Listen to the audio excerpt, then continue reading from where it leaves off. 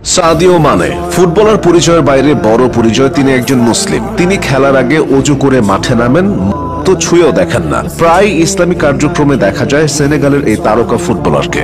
Sadio Mane নামাজ পড়েন, রমজানে রোজা রেখে ফুটবলও খেলেন। অর্থের অভাব না থাকলেও তার জীবনটা খুব সাধারণ। সতীর্থরা পার্টি করলেও সেখানে থাকেন না মানে। 1992 সালে সেনেগালের প্রত্যন্ত গ্রামের এক দরিদ্র পরিবারে জন্ম মানের বাবা স্থানীয় একটি মসজিদের ইমাম ছিলেন, যিনি অর্থের অভাবে ছেলেকে স্কুলে পাঠাতে পারেননি। মানের ফুটবলার হওয়ার স্বপ্ন পূরণের জন্য গ্রামের সবাই চাঁদা তুলে সাহায্য করেছিল। দরিদ্র গ্রাম থেকে উঠে এসে মানে এখন খেলছেন লিভারপুল ও বায়ার্ন মিউনিখের মতো বড় বড় ক্লাবে। সাপ্তাহিক আয় কয়েক কোটি টাকা। এখন সুদূর জার্মানির ঐতিহ্যবাহী ও সমৃদ্ধ এক ক্লাবের হয়ে খেললেও নিজ দেশ ও গ্রামের মানুষের কথা ভোলেননি মানে। উদীয়মান এই ফুটবলার নিজের গ্রামকে শহরে বদলে দিয়েছেন।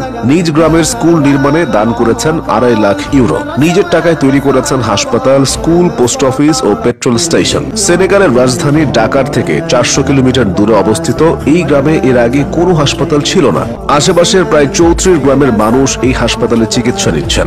2 কোটি 80 লাখ টাকা খরচ করে বানিয়েছেন মাধ্যমিক স্কুল। এছাড়া সেনেগালের নিজ গ্রামে 4G ইন্টারনেট এনেছেন সাদিও মানে। তিনি মনে করেন 10টা ফারারি গাড়ি, 20টি দামি ঘড়ি ব্যবহার করে কিছুই হবে না।